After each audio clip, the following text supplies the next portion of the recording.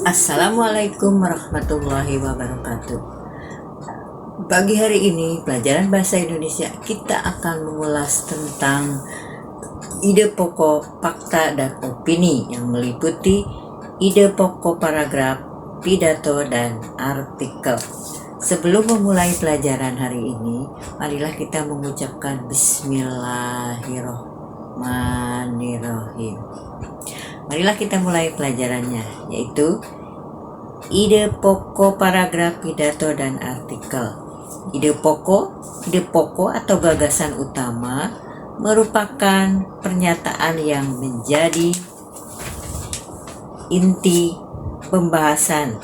Ide pokok terdapat pada kalimat pokok atau utama dalam setiap paragraf. Letaknya biasanya terdapat pada awal atau akhir paragraf. Ada juga yang menyebar di seluruh paragraf bila paragraf tersebut termasuk paragraf deskripsi dan narasi. Hal yang merupakan ciri kalimat pokok antara lain memiliki makna yang paling umum di antara kalimat-kalimat yang terdapat pada paragraf tersebut. Contoh, banyak situs bersejarah di wilayah Kabupaten Sukabumi yang tidak terawat. Bahkan terdapat sejumlah situs purbakala yang telah hancur akibat penggalian harta karun dan ulah sebagian masyarakat. Padahal benda purbakala tersebut memiliki nilai historis yang sangat tinggi. Situs-situs itu memiliki berbagai bentuk, nilai dari punden berundak, menhir, dan beberapa jenis bangunan lain yang menandai adanya masyarakat pada zaman batu. Ide pokok kerusakan situs bersejarah dan purbakala di Sukabumi. 2. Pidato. Pidato adalah penyajian lisan kepada sekelompok massa. Seorang berbicara secara langsung di atas podium atau mimbar dan isi pembicaraannya ditujukan pada orang banyak. Itu yang dinamakan berpidato. Berpidato memerlukan sejumlah kemahiran dasar, yaitu mampu mengungkapkan pikiran secara lisan dengan lancar, menguasai bahasa secara baik dan benar, keberanian tampil di depan umum. Pidato yang baik memiliki ciri-ciri antara lain mengandung tujuan yang jelas, isi pidato mengandung kebenaran, cara menyampaikannya sesuai dengan kondisi pendengar, penyampaian jelas dan menarik.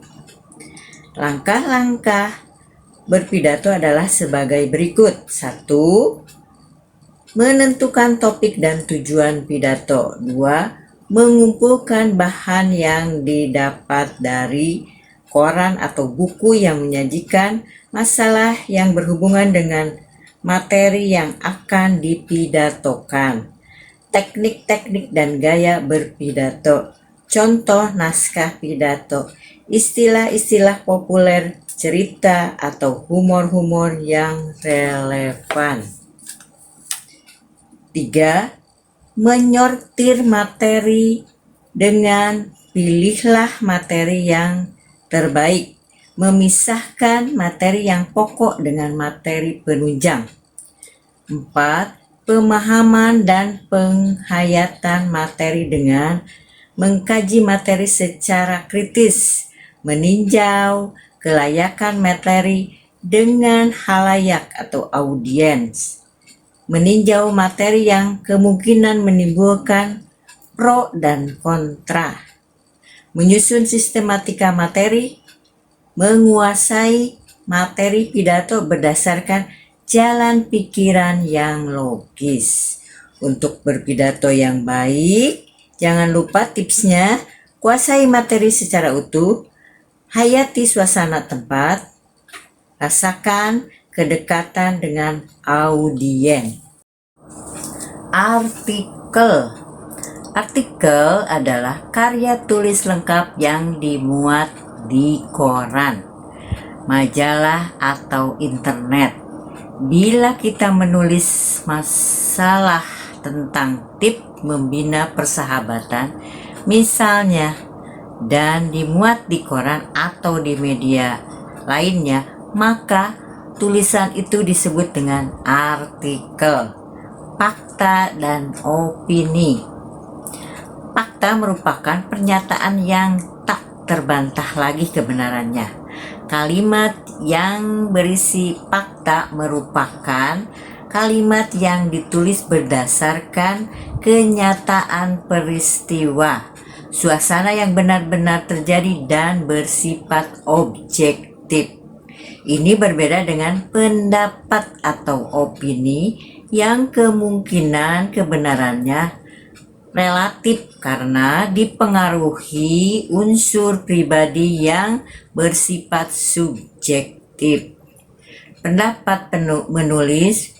Pendapat memiliki ciri-ciri fisik yang biasanya ditandai kata-kata seperti mungkin, bisa jadi, sangat, tidak mungkin, sebaiknya, dan lain-lain yang menunjuk kepada subjektivitas seseorang. Contoh kalimat fakta.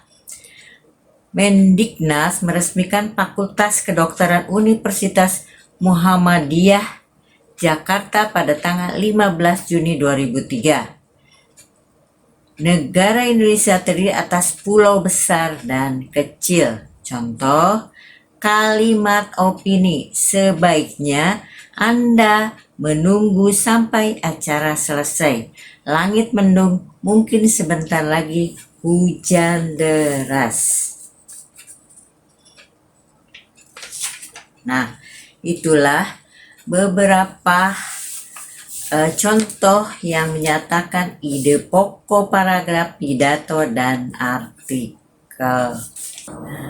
Setelah pembelajaran tentang ide pokok paragraf, pidato, dan artikel selesai, marilah kita membuat satu contoh untuk ide pokok. Buatlah satu paragraf yang menyatakan ide pokok. Ide pokok itu bisa di awal paragraf, bisa di akhir paragraf, ataupun bisa kalimat utamanya menyebar di seluruh paragraf yang dinamakan deskripsi. Kalau di awal paragraf bernama deduktif dan di akhir paragraf bernama induktif. Contohkan satu paragraf saja dengan tema yang bebas, silahkan pilih sendiri. Yang kedua, pidato. Tuliskanlah pidato. Sedikit saja, tidak usah banyak, yang terdiri dari pembukaan, isi, dan penutup. Temanya tentang masalah remaja, apa saja yang berhubungan dengan remaja. Ya, silahkan dipilih salah satu. Kemudian buat satu kalimat fakta atau opini yang biasanya ada di dalam artikel. Artikel itu biasanya dimuat di koran atau media massa yang lain, atau bisa juga di internet. Nah, itu tugas yang Ibu berikan untuk minggu depan. Kalau sudah selesai bisa dikumpulkan ke Ibu. Tulislah di buku latihan. Mudah-mudahan pembelajaran hari ini bermanfaat dan kita bisa mengambil manfaatnya. Wabillahi taufiq wal hidayah. Wassalamualaikum warahmatullahi wabarakatuh.